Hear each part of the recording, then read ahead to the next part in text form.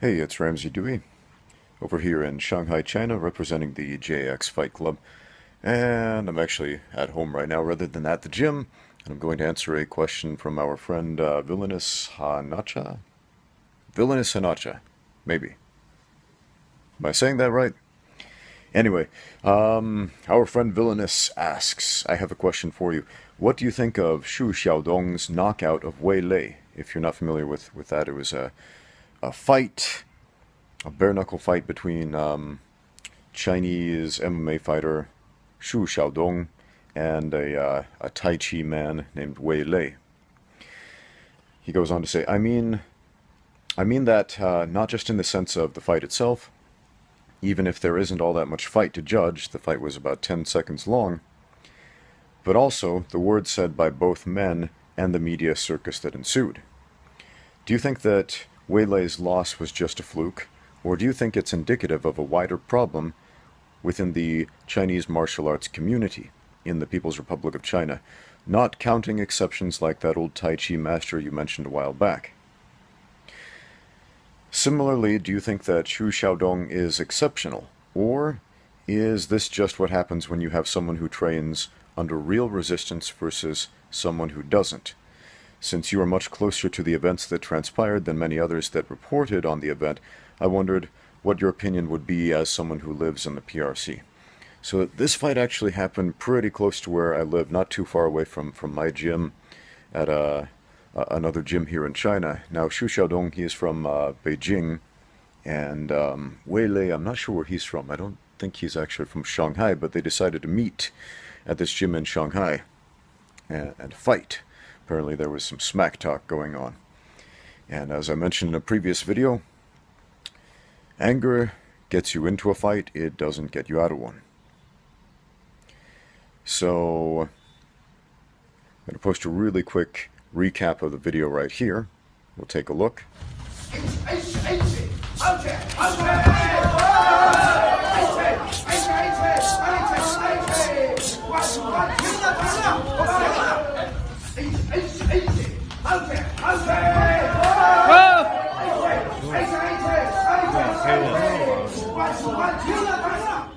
So that was a lot of questions, so I'm going to address them one by one. First, what do I think of Xu Xiaodong's knockout of Wei Lei?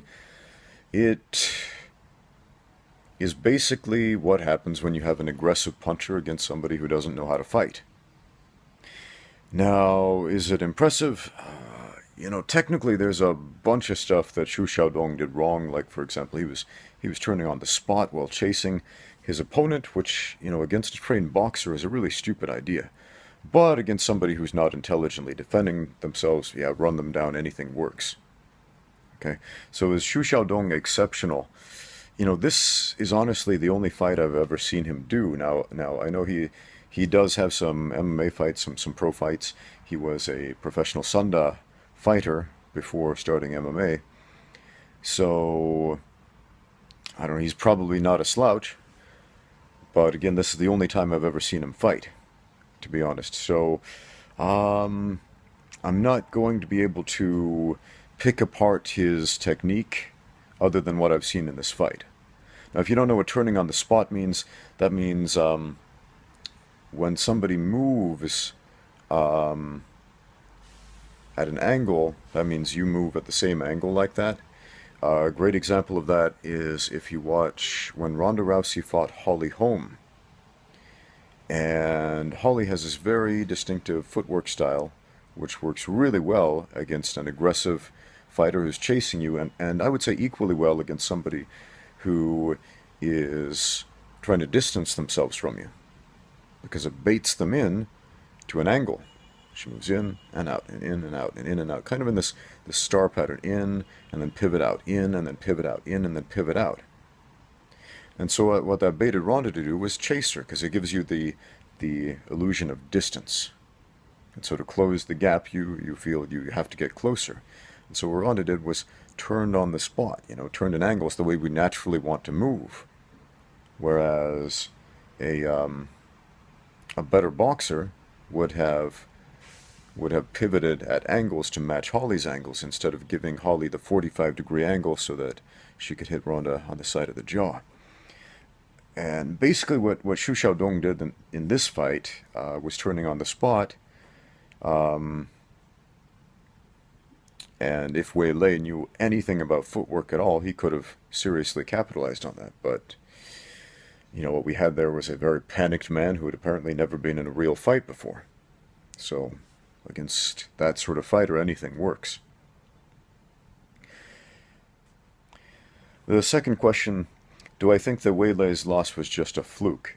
No, absolutely not. Now, afterwards, he said, you know, I only lost because I slipped, because I had slippery shoes and the mat was slippery.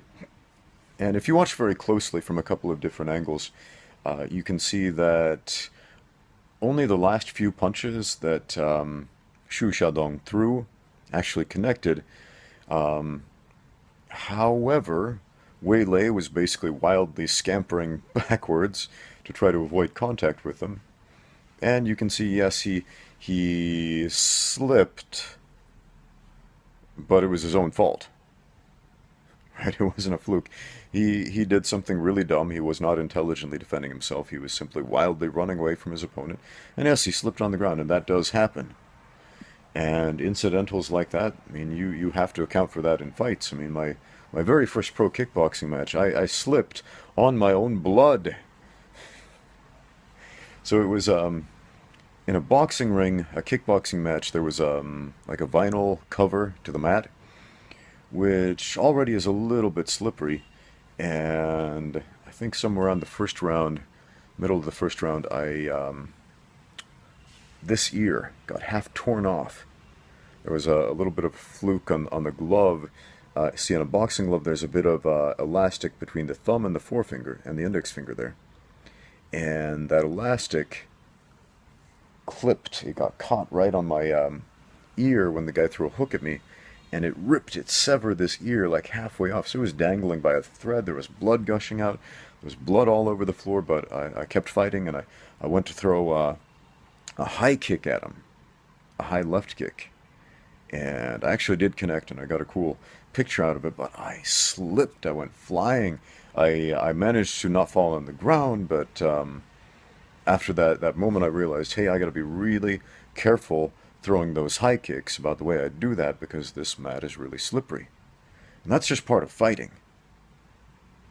I mean, you have to account for the type of surface you're fighting on. Sometimes it's going to be really firm, sometimes there will be a lot of friction, and sometimes there won't. The last jiu-jitsu tournament I did, I remember I was in the dude's guard, and I was trying to stack and work for one of my favorite guard passes, but I couldn't because the mat was really slick, and every time I tried to stack, my feet would slip out from under me. And as tempting as it may have been to blame my loss, because I lost that match by one advantage point, as tempting as it may have been to blame my loss on the slippery mats, you know, that's just part of the sport. Sometimes the mats are going to be slippery. Sometimes they're not. Now, is there any way that Wei Lei would have won that fight if he did not slip? No, no way in hell. Okay? The dude showed before he fell down that he clearly had no idea how to intelligently defend himself. If I was a referee in that fight, I would have been very tempted to have stopped the fight before it even went to the ground, because he showed right away he did not belong in a full contact fight. And that would have been an act of mercy, not an act of negative criticism of the man. Now, I have seen some other videos of Wei Lei. I've seen a lot more of him, the Tai Chi master, than master, I put that in quotes, because I actually have met a legitimate master of Tai Chi. You know, a guy who knew how to fight. I should say Tai Chi Chuan.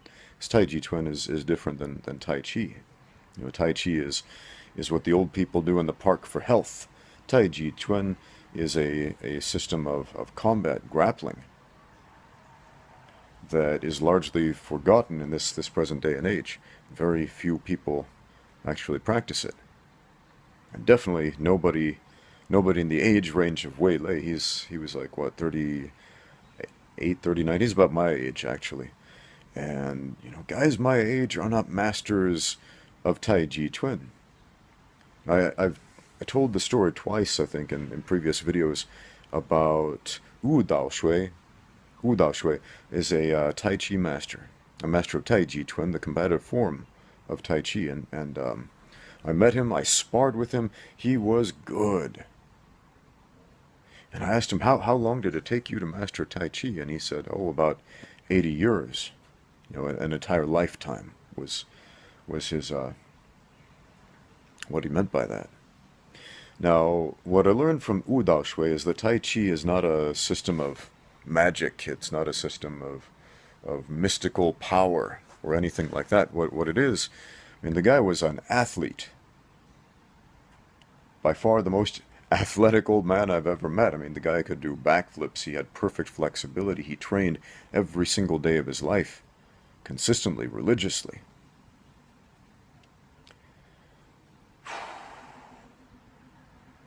And that's not such an anomaly. I mean, Helio Gracie, I mean, the man, he trained every day of his life until the week before he died in his 90s, his late 90s. How old was he, like 98 before he died?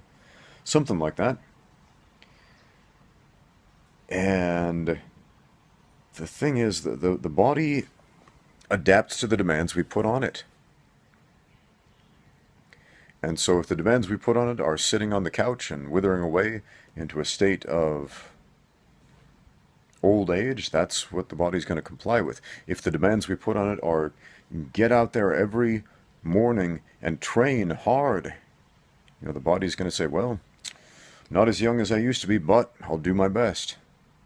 And so Wu Dao Shui, I mean, he was athletic, the most athletic old man I ever met. I mean, like I said, backflips and round-offs and gymnastics movement, perfect flexibility, and he was strong, and he was capable. So any martial art, you know, including Tai Chi Chuan, you have to have a certain level of athleticism in order to be good at it, in order to use that in a fight. And Wei Lei, he's not an athlete. The dude is not athletic. I mean, I've seen him train. I've seen the way he trains with his students. He is a non-athlete. Okay? Is he good at fighting? No, absolutely not. I've seen plenty of videos of his training and his sparring, if you could call it that. Which I wouldn't. I mean, really, it's just his students stand there like dummies and let him, you know, demonstrate his techniques on them. He's a man filled with ego. That's what he is. He's a man who the whole purpose of his martial arts training is to make him feel better about himself. And that's his post-fight interview is very indicative of that as well. I mean, everything he gave was an excuse. I'm going to tell you about one more fight that I had. I fought a guy named Mike Bullock, and he was a pretty good wrestler, you know, had some, you know, pretty aggressive striker, and we ended up on the ground. It was close to like 3 minutes into the first round, and we ended up in this weird human pretzel of sorts, and I was kind of getting my butt kicked before that, but I remember my corner man, he said, reach up, grab his leg, and you know, get on top. And I remember hearing, like, grab the leg, and so I reached up, and my hand kind of slapped his leg, and the referee stopped the fight, because to him it looked like a tap out. And I remember being upset about this. The referee stopped the fight, and sent me to my corner, and my corner man came out, and I was like, but I didn't tap. Yeah, it's not fair, it's not. And I was going to make a fuss. And my corner man, my good friend Mark Brewer, he said to me, shut up. Don't say another word. Because all you will do, if you complain about this, is make yourself look like an asshole. Take that loss like a man. Take it with dignity. And I didn't like hearing that at the time, but, you know, I listened. I was like, what? You know, because in my rage, if you will, with that young man's ego that was going on at the time, I didn't understand. I couldn't see the big picture. I simply felt what my emotions were saying to me, which was, it's not fair, it's not fair. But I'm so glad I did listen to him. And I didn't make a fuss about that. And you know, I did legitimately lose that fight. You know, even though I technically didn't tap out, and I'll tell you why, because the referee's decision is final. And the referee, his job is to ensure the safety of the fighters. And so if he believes that you are tapping out, if what he sees looks like a tap out, it is his responsibility to stop the fight. You know, I've worked as a referee myself, and it's you need to err on the side of caution. So Wei Lei, man, he honestly made himself look like an asshole, and that's not a word that I use. But yeah, don't be that guy. There was a jiu-jitsu tournament I went to once, and same rule in jiu-jitsu. Whatever the referee says, you know, that's the law. You know, that's what happens in the fight. That determines the outcome. And the referee stopped this match, and one of the guys he stood up and made a big stink and argued with the referee about it. And I don't remember anything else that happened in that tournament. I don't even remember my own matches. I don't remember whether I won or lost, to be honest. But I do remember all these years later, I remember that guy. I remember his face. I remember what he looked like. Every time I see him at another jiu-jitsu tournament, to this day, I remember him. That's the guy. That's the guy who threw the fuss. That's the guy who made a stink. Yeah, let's not be that guy. Now, as far as what Xu Xiaodong said afterward, I didn't really hear too much of what he was saying, other than that a bunch of folks in the Chinese traditional martial arts community and a bunch of the fans of Tai Chi in general are very upset about it, and supposedly he's had to go into hiding or whatever.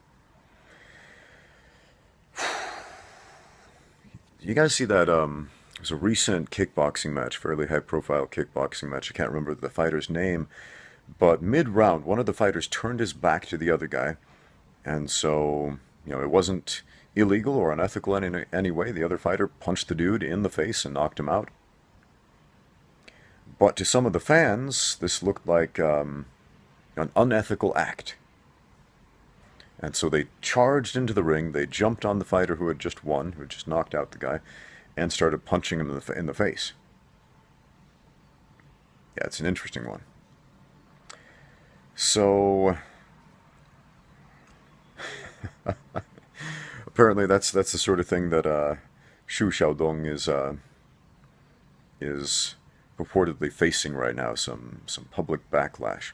I don't know if that's true. I honestly haven't heard anything about that over here in the PRC. That's simply what I've read on the internet from external sources coming from the US and whatnot. I don't know. People like a story. They like an exciting story, and that's a much more exciting story than some dude beat up another guy and nothing happened afterward. Now, I've seen a lot of fights like this in Shanghai. A lot of MMA fighters or wannabe MMA fighters, using the fact that they know a couple things about fighting to beat the crap out of people who don't know how to fight to try to make a name for themselves. Now, a trained fighter, when you know a little bit about boxing and Muay Thai and Jiu-Jitsu and wrestling, when you know the basics of those things, and you're fighting somebody who doesn't know the basics of those things, you're going to seem like a Jedi compared to a normal person, those space wizards from Star Wars, who can do mind tricks and levitate objects and, do awesome lightsaber fighting, and beat anybody who doesn't have the Force, right? So that's what a trained professional fighter is like compared to a normal person. So the martial arts community worldwide, it's not just China, it's worldwide. You see this in the United States, you see it here in the People's Republic of China. Also, it's filled with pretenders. It's filled with people who want to feel special. They want to feel tough. They want to participate in some way, but without having to do all the work that it takes to be a trained killer. Without having to take all the risk that it takes to be a prize fighter. Because it's a high-risk job. So, we have guys like Wei Lei who are self-proclaimed Tai Chi masters. I'm going to tell you straight up, he was not a Tai Chi master. And I've seen the way he trains. The dude didn't know how to fight. Dude didn't understand Tai Chi. I mean, Tai Chi Chuan, I'm going to tell you, it is a grappling art. And if you attempt to grapple with a master of Tai Chi Chuan, you've got your work cut out for you.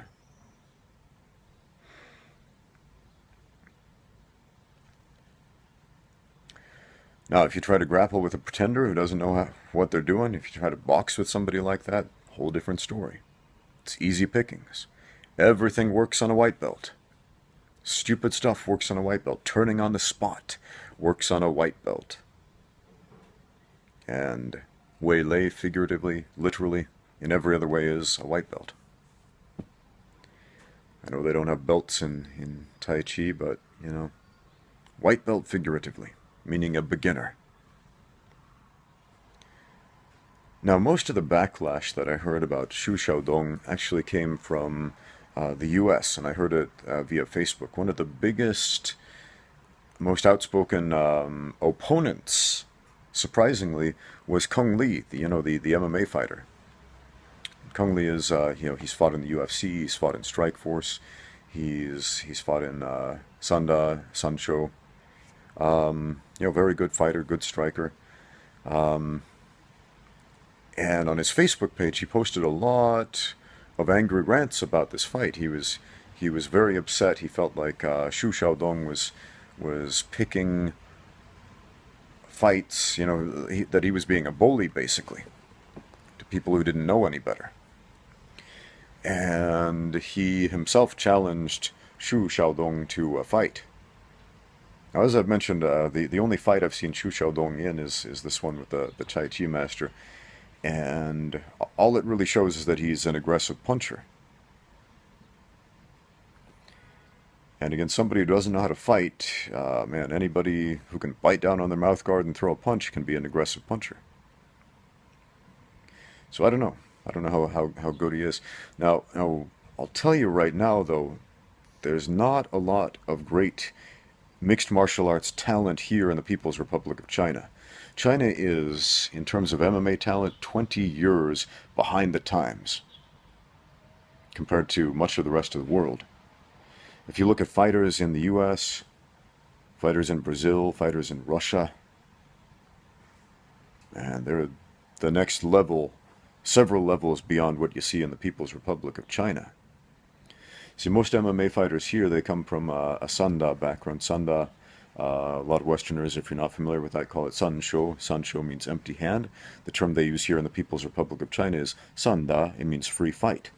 It's Chinese kickboxing. It basically means you can punch, you can kick, and you can do throws and takedowns as long as you remain standing and your opponent ends up on the ground, you score for the takedown. And so Sanda fighters tend to be, pretty good kickboxers and pretty decent at catching kicks. That's their specialty, catching the kick and then executing a takedown from holding the leg. And good at the quick wrestling, the Chinese folk-style wrestling, of catching somebody in the clinch and then very quickly putting them on the floor. Okay. And Brazilian Jiu-Jitsu in the last 10 years or so, since I've been here in China, has become a lot more popular, but it's still so backwards compared to how it is in the US and in Europe, in Brazil, and compared to the grappling level of Sambo fighters in Russia. Man, they got nothing here.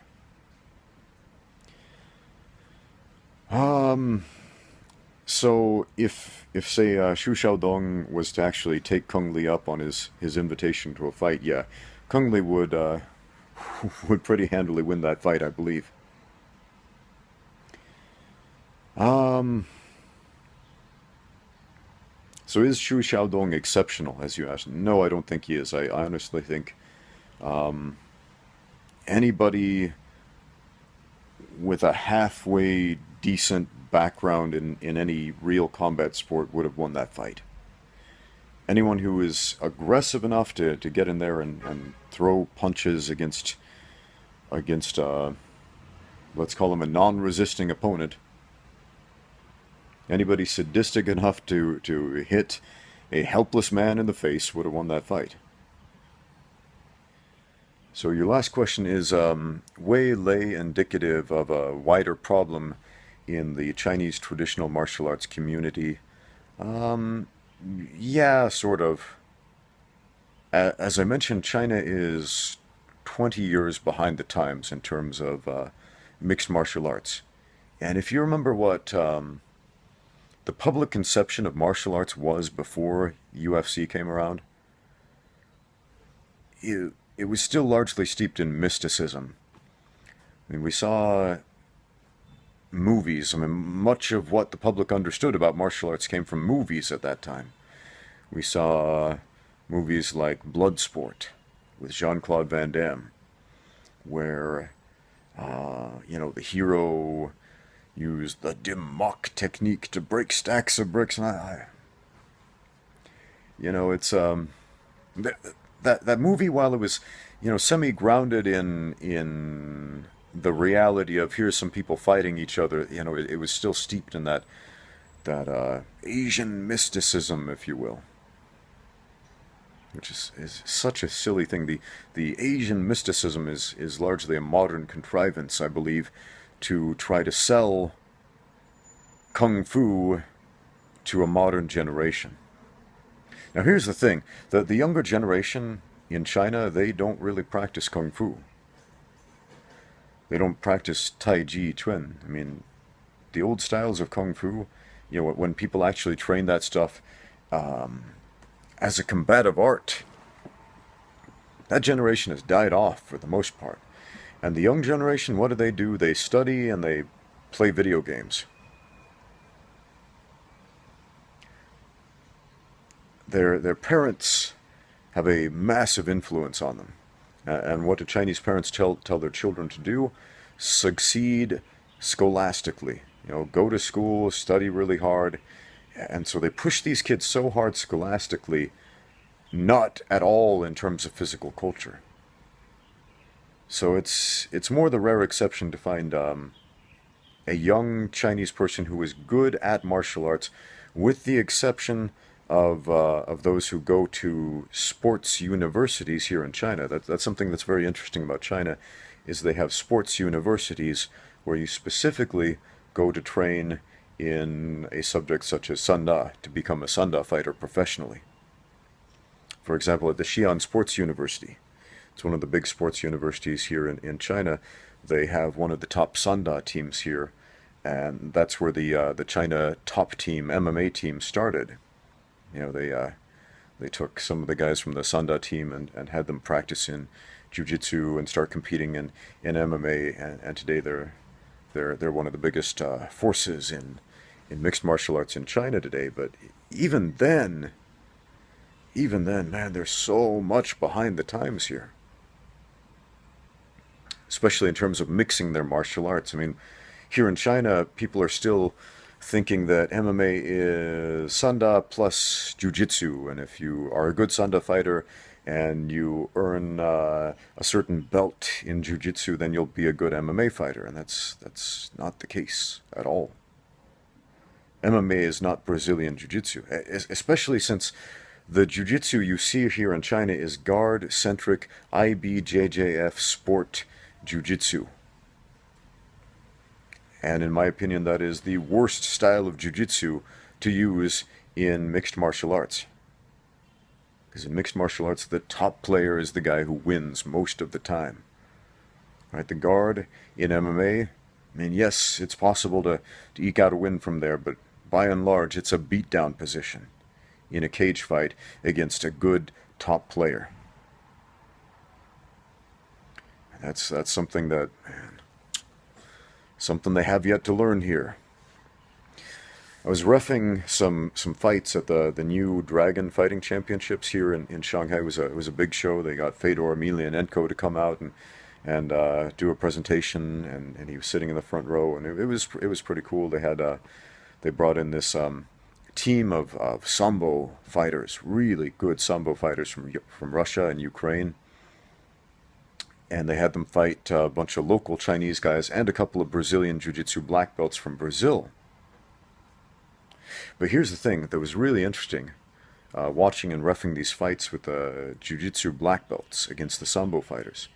The sambo fighters won those fights easily. Easily, every single one of them.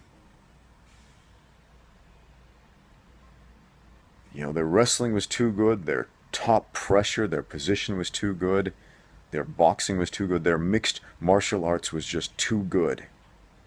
And so these guard-centric jiu-jitsu players got manhandled like small children fighting their dads. And it was kind of sad. Now, I'm not saying one style is better than another, although this show certainly made it seem that way. You know, it's not that sambo is better than jiu-jitsu, but the way these specific sambo fighters trained, you know, they trained to win fights.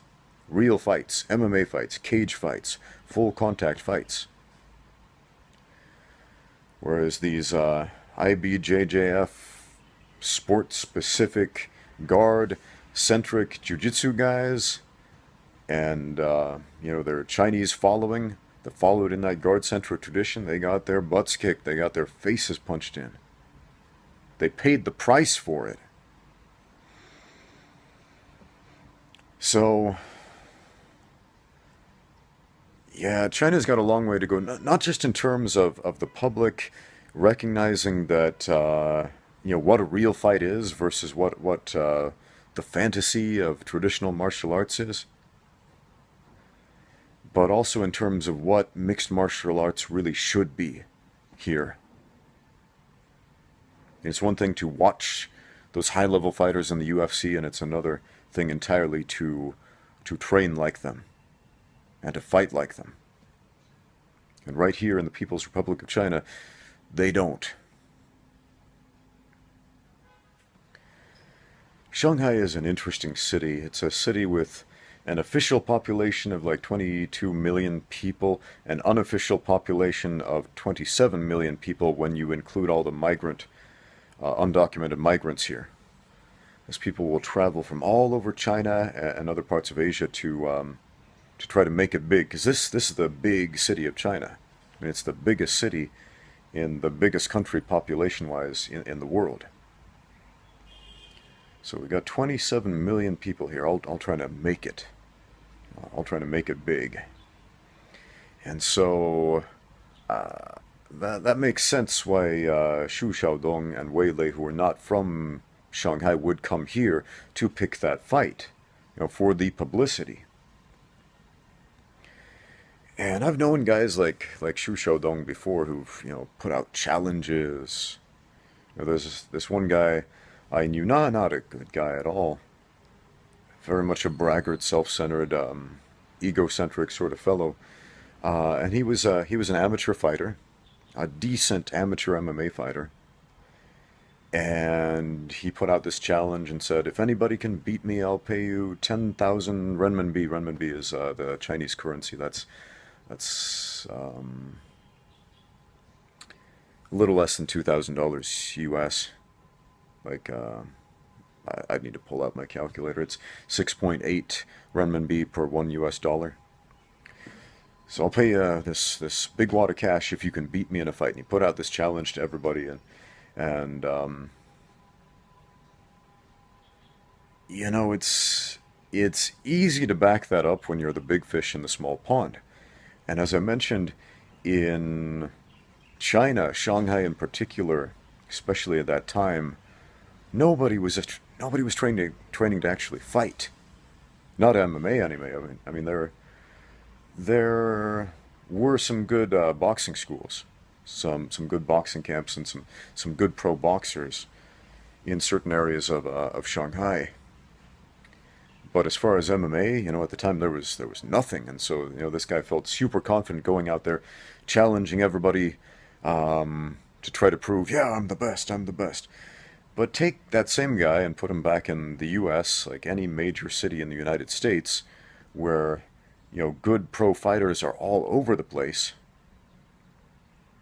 and top level, UFC level fighters are not uncommon. And that guy's the bottom of the pecking order. You ever seen The Karate Kid Part 1, where Mr. Miyagi says this great proverb to Daniel LaRusso when he tells him that he got bullied as a child? And Daniel couldn't believe it. He said, "How could you have gotten bullied? You knew karate." And Mr. Miyagi said, "Someone always knows more." How true, my friend. Someone always knows more. So it's ridiculous, I think, to issue a challenge like that, like Xu Xiaodong did, to try to prove the efficacy of your martial art or disprove the efficacy of some other martial art. Because some people just suck at fighting. Some people who don't train how to fight, they're not fighters, so why acknowledge them as such? I mean, Wei Lei was clearly not a fighter. I mean, you could watch his videos, watch his training, and understand if you knew anything about fighting, this guy doesn't know how to fight.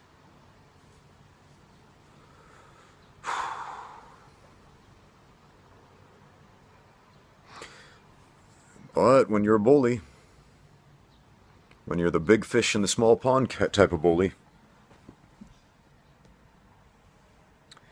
and you're looking for an easy target, which is exactly what happened, well, he found one.